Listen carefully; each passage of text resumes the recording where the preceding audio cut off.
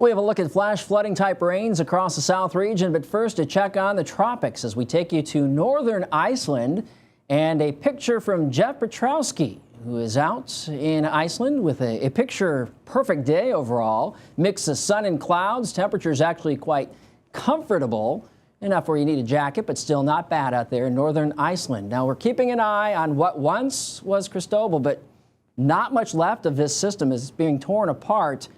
But you can see some of the clouds making their way up toward Reykjavik. And as we get into Sunday, it looks like we're going to see some stormy activity develop. And yes, some locally heavy rainfall and some gusty wind expected in Iceland as we head into Sunday. But overall, this system is really just more of a nuisance than anything. You can see it spreading cloud cover toward Ireland and maybe even some high surf from Ireland back up toward Iceland as well. Let's go ahead and take a look at the rest of the Atlantic. We are keeping an eye on a little disturbed area of weather in the central Atlantic. Not doing much right now, so we'll take you over and show you what's going on here.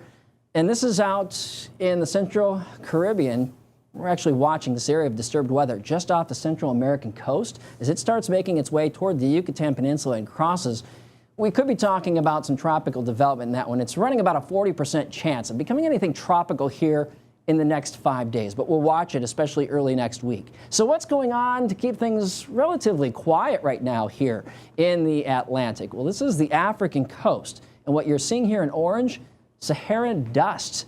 Notice the dusty conditions here, I'd say the eastern half of your picture, and then it's clear out over the ocean. Well, the dust is actually creating stability in the atmosphere, thus the reason our waves are pretty weak as they come offshore. Now over toward the eastern Pacific. Where's Marie? Not much left. The surf coming down a bit here in Southern California, but still up here in the Hawaiian Islands, the South Shores in particular, and a high surf advisory through Sunday morning. 6 to 9 foot waves and strong rip currents still an issue. All right, good moisture feed here. Dark blue shaded areas, Gulf Coast states. This is what it looked like earlier in Lake Charles at the airport, over 7.2 inches. You notice the bands of some yellows and oranges coming on in. And then for a closer inspection, and again, we can up this at the airport to 7.2 plus, almost an inch in New Iberia. Good Gulf feed, and we've got a flash flood watch in place.